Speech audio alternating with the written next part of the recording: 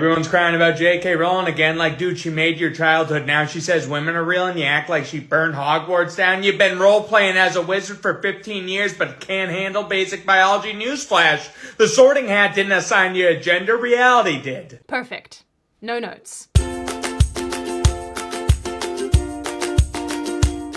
Hi, my name is Sydney. Welcome back to hell. And as per usual, before we launch in, today's video is sponsored by Incogn. And of course, I'm going to tell you once again that I have 4 brand new flavors available on my tea website for pre-sale. There is root beer, which is great. There is strawberry lemonade, which is great. There is white peach and mango black, which are also great. I will link everything in the description box. It helps support the channel. Thank you so much. Back to the video. So, as per usual, there is a lot happening in the world of Hollywood and media and entertainment. The Last of Us Season 2 is raising eyebrows, to put it mildly. I'm gonna be a dad. Why would you say this? I have always wondered how the they-thems would fare during the apocalypse when nothing is about them. I'm not trying to be mean when I say this, but this show at this point is like if a dumpster fire and a bag of smashed buttholes had a baby. I'm sorry I'm being crude, but that is the best way to describe this. We had a vague and maybe untrue announcement that apparently an Elden Ring movie is in the works. No! God, please, no! Please don't ruin another thing I love. Please! And because it's 2025 and everything is weird and stupid, we have an ideological clash taking place involving J.K. Rowling and the newly cast Black Snape, Papa Asiadu. The whole situation is just strange and unnecessary. That's because everything today is Sydney, huh? So, as many of you likely remember, not too long ago we got official confirmation for some of the cast lineup for the upcoming Harry Potter series. Yes, the one that's supposed to be a faithful adaptation of the books. The lies we tell ourselves. It was here that Black British actor Papa Asiadu, which I'm entirely sure I'm saying wrong again, was announced as our notoriously pale prince Severus Snape. I do want to make note of this really early on so that nobody gets it twisted, but I am certain this guy is a great actor in so many other ways, and I'm sure he's very good at what he does, but he's not our pale prince, okay? And that's my issue with him, outside of the other things that we're going to talk about in this video. That is my primary issue. The inappropriate casting, okay? That's all. So before you get fresh with me in the comments, because I'm certain I will have titled this something very inflammatory, just know that. No issue, but he's not Snape. Anyway, as expected, this did not go over well at all with fans, given that in the books, Snape has been described on many occasions as pale, sallow-skinned, white-skinned, and so on. But more importantly, Rowling herself had drawn concept art of Snape over the years, and he is, in fact, a white boy. There's also still a lot of pain and sadness around Alan Rickman's Snape, so, you know, sad times all round. I'm not sure if this is the children-dog equivalence, but I just pulled an eye booger, a dog eye booger, out of my hair. I don't know how to feel about that. Maybe this is a minor version of how some of you guys feel with your kids when you go to put your shoes on and they've put rocks in there, or spiders. Flashback. Oh, this is the boogie boy. This casting choice also really raised some eyebrows about key moments that take place in the books. Like how a black Snape getting bullied by a white James Potter in the 70s could feel a little off. That's racist. Not to mention Harry Potter being immediately suspicious of his black Defense Against the Dark Arts teacher. That's black. Unless something drastically changes in the next year, probably not a great look, considering the current climate. Anyway, because we live in hell and absolutely nothing is allowed to be normal, this situation has taken yet another bizarre turn. For those of you who don't know, on April 30th, 2025, several actors, actresses, and entertainment weirdos signed an open letter in support of trans rights. The letter protested the UK Supreme Court's recent decision that ruled that the terms woman and sex refer specifically to biological women and biological sex. Yes, the Hollywood they-thems are big mad. Daddy Bella Ramsey most affected. The letter itself is quite lengthy, but it largely expresses expresses solidarity with the LGBT community affected by the ruling. Oh no, the men will have to go back to their own bathrooms. What a tragedy. This absolutely would have been news on its own by itself, but because many of the people who signed the letter had previously acted in Harry Potter films, it instantly became massive news. This included Eddie Redmayne, the dork who plays Newt Scamander in the Fantastic Beasts franchise. This guy is honestly shaped like a popsicle stick. Katie Lung, who plays Cho Chang in the original Harry Potter films, and yes, you guessed it, our new friend, Papa Essiedu. I really feel like this guy just did not think this through. But you know who has thought things through? The sponsor of today's video, Incogn. Do you get spam calls from Nigerian princes? Or text messages from strange numbers telling you won something? Well, I'm sorry to say, this is because your private information is accessible online. Data brokers basically publicly trade your information, like social security numbers, addresses, emails, and so on, and it's completely legal to do so, which is very upsetting. But if you're like me and you find this genuinely creepy and alarming, there's something you can do about it, and it's called Incogn. Incogn is this excellent service that reaches out to data brokers on your behalf and requests the removal of your personal information. It also handles any objections and repeatedly searches the web to zap your information if it pops up again, which unfortunately it can. In addition to being just generally alarmed by how many of these websites exist, every time I check my Incogn account, I see that it is constantly taking down my information, and I'm genuinely so grateful for how much time this has saved me. And guess what? Incogn is insanely easy to use. You make an account, give Incogn the right to work on your behalf, then sit back and let them work their magic. And I have to mention this because I love this about Incogn, but you can add up to 4 loved ones to your annual subscription to protect their privacy as well. So if you too want to take back your privacy, then click the link in the description or go to incogn.com/Sydney. And don't forget to use code Sydney for 60% off an annual plan.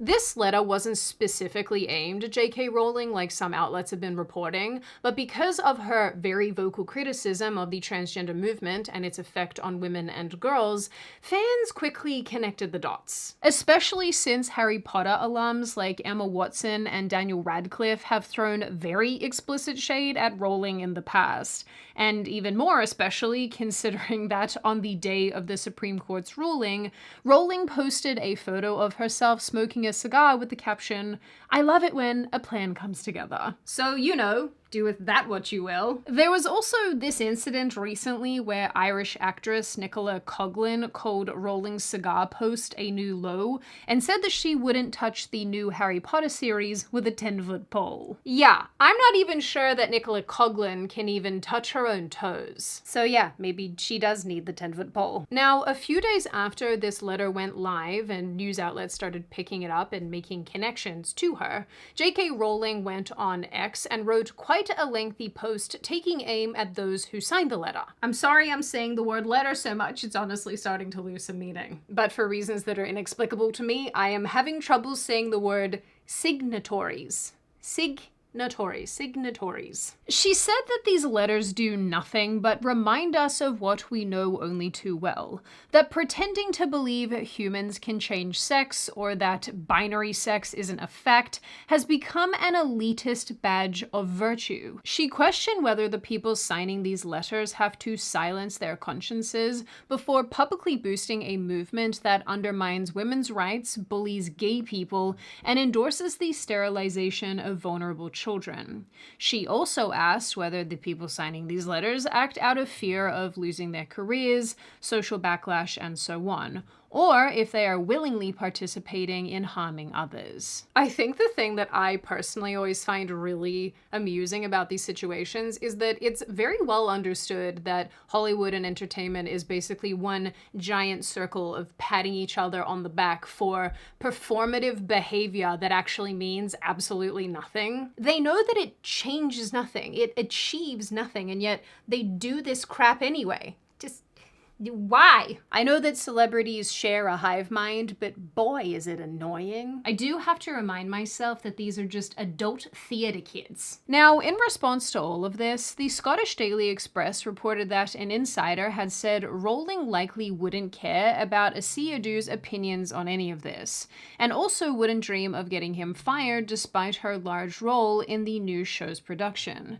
This insider said that Rowling and HBO wouldn't want the optics of him being sacked, and that if he chooses to leave the cast, then that's his personal decision, but it's a job on a huge show. Rowling all but confirmed this herself a few days later when she tweeted that she doesn't have the power to fire Asiodu, and even if she did, she wouldn't.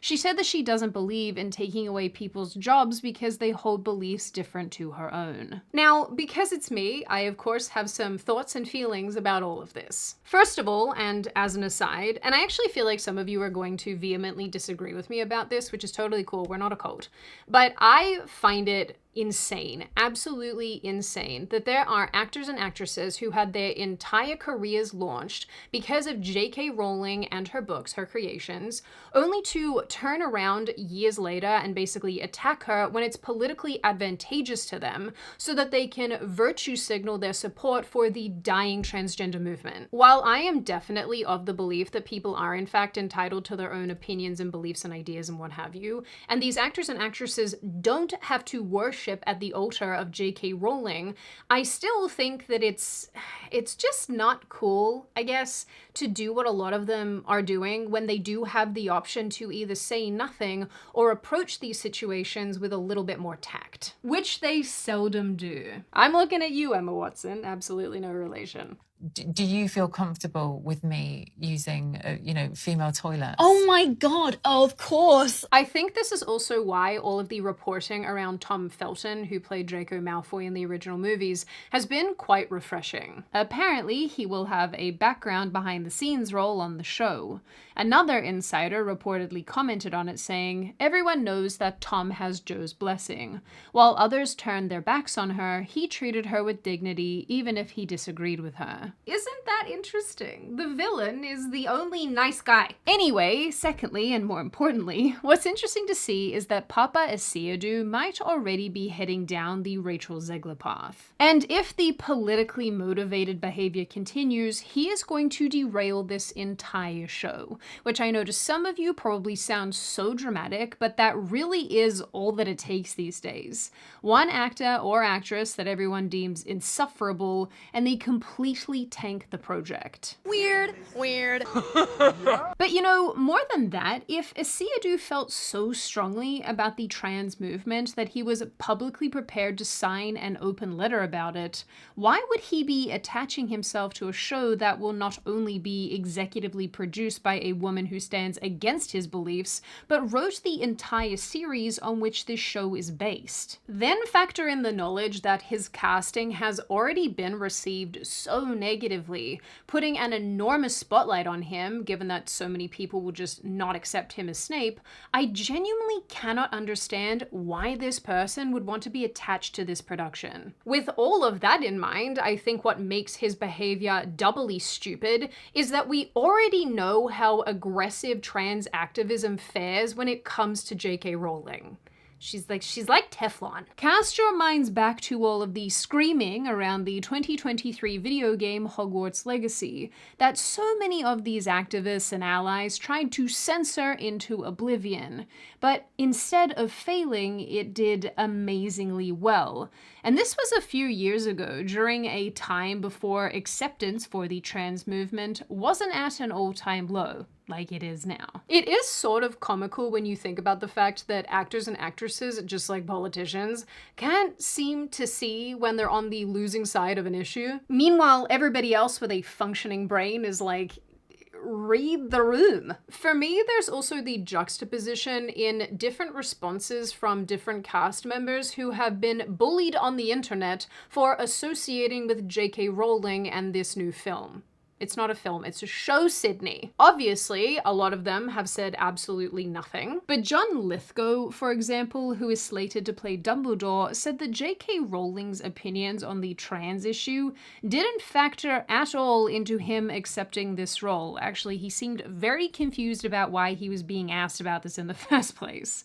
Similarly, HBO CEO said that he has worked with Rowling for years, and if people had issues with her opinions, take it up with her on Twitter, where she'll probably just call you a butthole and tell you to Go away! It's sort of funny to think about the people who absolutely hate J.K. Rowling, but also have to admit that she's an absolute powerhouse when it comes to entertainment. So it seems to me that the most logical path here is that which the HBO CEO is currently taking. Because most viewers are not rabid progressives who want to have their own ideas constantly reflected back at them. As far as this new show goes and Papa Asiodu and all of the stupidity that I know is coming down the pipeline, I have actually a lot of conflicted feelings about it, and I do wonder how much input J.K. Rowling actually has. HBO's CEO said that she will be involved in producing, but overall the Harry Potter story for this new show is all about love and self-acceptance, which actually makes me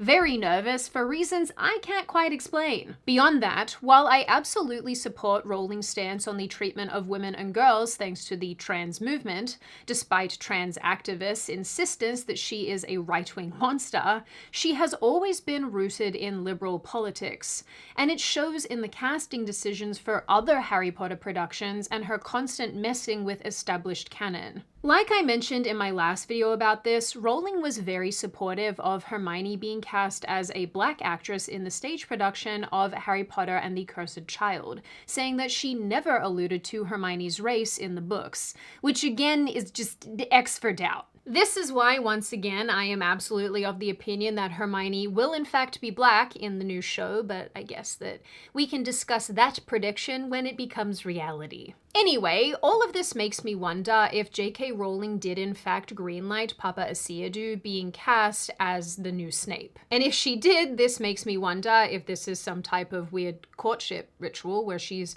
trying to reel back in all of the ultra-progressives who hate her and will never watch anything Harry Potter related ever again. So ultimately, I do think that this particular show is absolutely doomed to fail.